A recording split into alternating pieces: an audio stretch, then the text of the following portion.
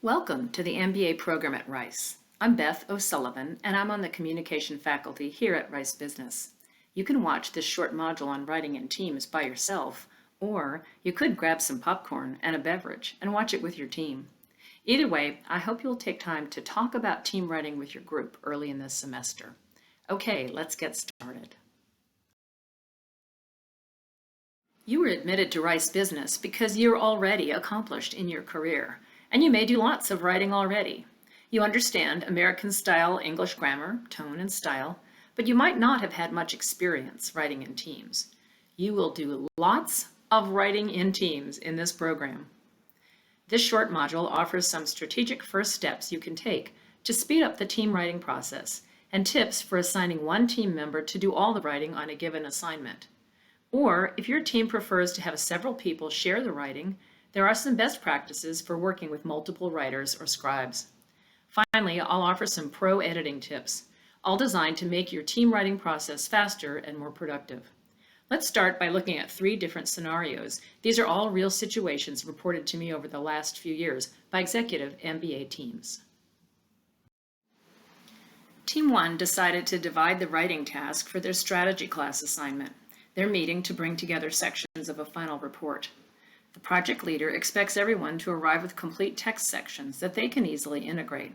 However, one member shows up with an outline, another brings a bulleted list of text items, and another one arrives completely empty-handed. I hate it when that happens. Team 2 rotates their leadership and writing responsibilities. When it was his turn, Juan wrote the paper without asking for any initial input, and he sent a draft out for comments a day ahead of the team's meeting. When he met with the team, they essentially rejected his work, debated some other concepts, and left him with some other ideas to write up. The team cycled through 4 more drafts electronically from midnight to 2 a.m.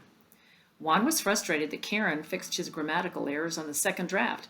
She felt that it was close to finalized, while he felt that it was still in the content development stage. On the drafts he looked at, Juan dealt with alternate word suggestions by just adding them in. Now the paper's too wordy. Team 3 gathered ideas and used an outline to structure the content and key messages. Their team leader, Maria, drafted a paper that captured the key ideas and was well organized. Tony was pretty concerned about an analogy Maria used to make a point in the paper, and the team spent lots of time debating it. After the meeting, Tony went home and rewrote the whole paper. He submitted it to the group as an alternate final document at midnight. The team must submit their work at 8 a.m. tomorrow. Ideally, at this point, you'd stop the video and have a conversation with your MBA team about what happened in each of these 3 situations. But if you're watching on your own, ask yourself, what happened? In the first situation, the team hadn't specified upfront what their expectations were for input. In the second scenario, the team hadn't even agreed on their content in response to the assignment. And then they disagreed on how the editing process should go. The third situation was a bit better. At least the team had agreed on content and organization. They just disagreed on word choices. And then someone went rogue. Depending on when you watch this video, your teams may have already done some writing. Did you encounter any issues like these? What has your team been doing so far to make the team writing process go smoothly? Team writing does not have to be that hard, and in fact, it can be a productive process. Let's take a look at the steps your team should take first to streamline the team writing process. I cannot emphasize enough the first bullet. Read the syllabus and the assignment instructions. We faculty members work hard to make our expectations clear, and believe me that it is so frustrating if people don't read the instructions we have so carefully written for you. Next, create a project plan working back from the due date. Set up a realistic timetable that takes your home and other work commitments into consideration and allows for contingencies. Does anyone have jury duty? Or is anyone planning to break an arm in the next few days? Make sure your team agrees on the definition of the words timely response. Does that mean 2 hours, 12, 24? Third, discuss the assignment and decide how you want to answer the questions posed, or how you want to approach your solution to the case or the task at hand, so you have an idea of your key content. Fourth, finally, develop the key content or message using an outline or pyramid. You'll be learning lots more about the pyramid method for organizing messages in class, but let me give you a very quick overview of the pyramid principle, which is a graphic way to organize messages. The pyramid structure is a great way to organize messages for oral presentations and also for writing. Barbara Minto, who designed this model for McKinsey Consulting, says this: ideas in communication should form a pyramid under a single thought.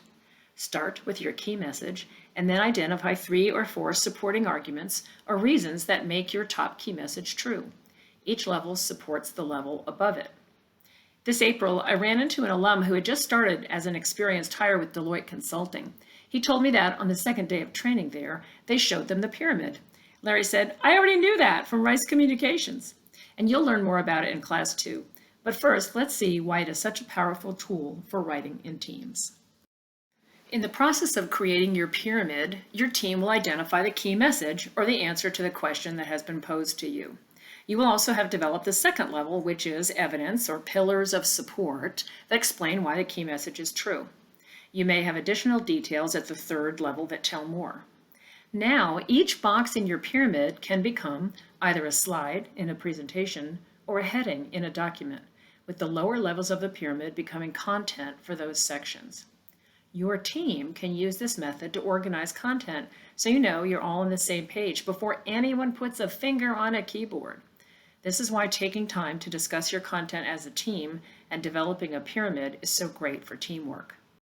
Now that you have your content in mind, it's time to choose either a single scribe or a multiple scribe approach.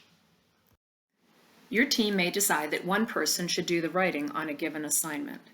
If you do this, expect to rotate responsibilities. Nobody wants to be the writer all the time, and when it comes to exams, you will all be on your own, so everyone has to learn everything.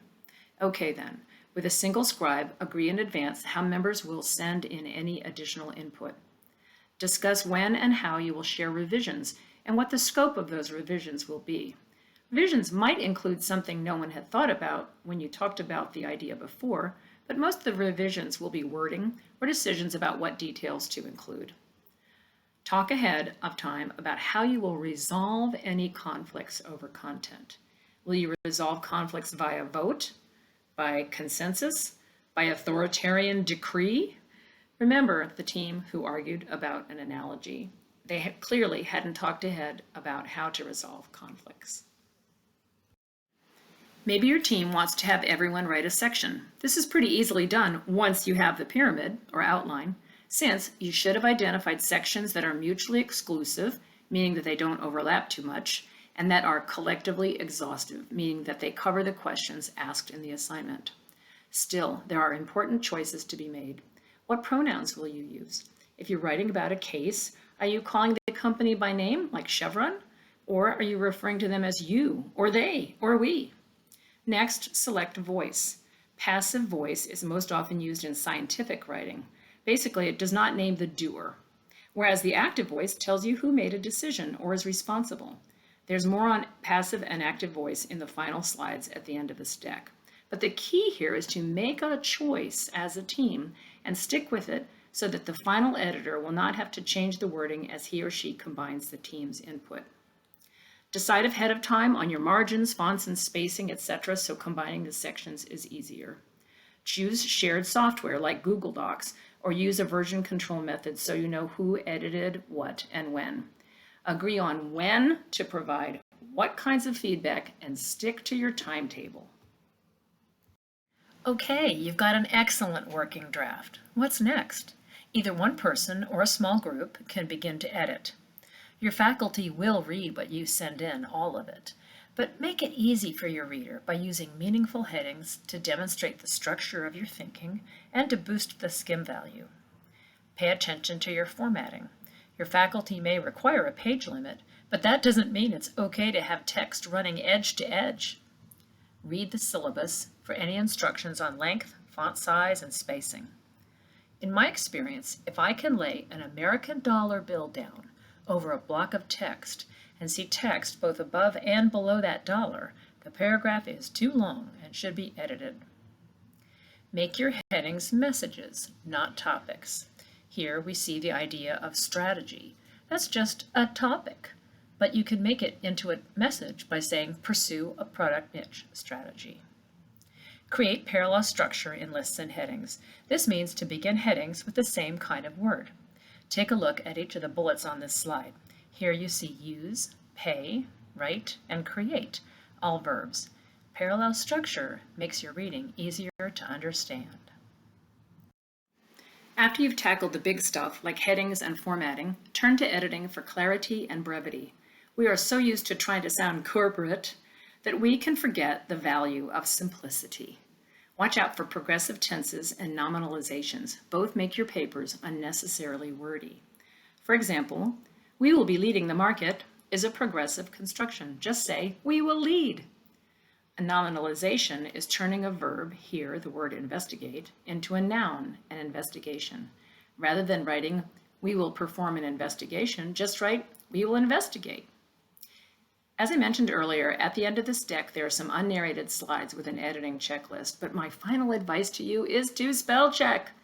I read about lots of mangers when I know people meant to write manager. I hope the steps we've covered will be helpful to you this semester. Writing in teams does not have to add extra stress into your team dynamics. Some simple steps can help make it easier. If you have additional questions, please contact the communication faculty member for your section or program. Thanks for listening.